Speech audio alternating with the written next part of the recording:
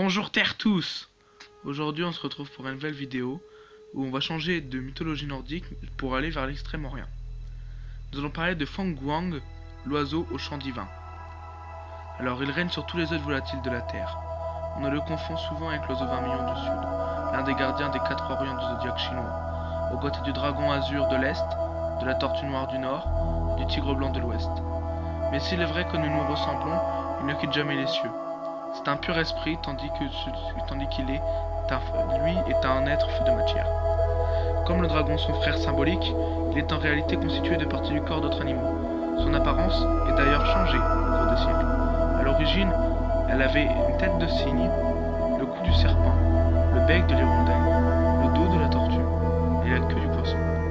Désormais, il arbore la tête du faisan d'or, le corps du canard mandarin, la queue du paon, les 4 pattes de la grue, le bec du perroquet et les ailes de l'hirondelle, ce qui va mieux à son statut de divinité de la Gantélé. Sa nature est si bonne que lorsqu'elle apparaît,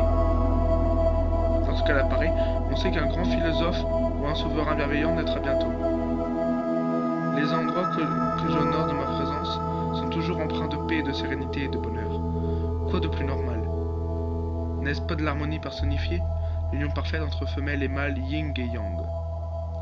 Voilà bien longtemps, on appelait Feng les mâles de sa race, les Wang les femelles.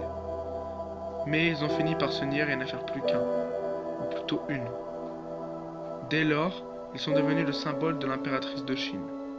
Comme le dragon est celui de l'empereur, moi qui ne sus que bienveillance, honnêteté, sagesse, loyauté et bonne manière, 5 vertus essentielles, j'ai néanmoins un ennemi mortel, le serpent que j'attaque avec férocité.